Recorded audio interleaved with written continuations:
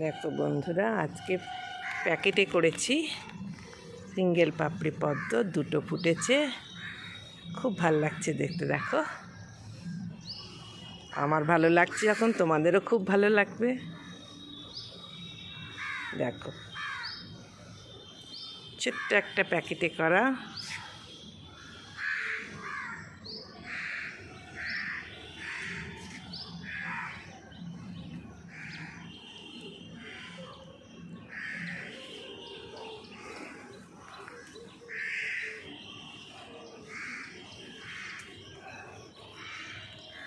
পাঁচিলে রাখলাম, তোমরা সবাই দেখতে পাচ্ছ।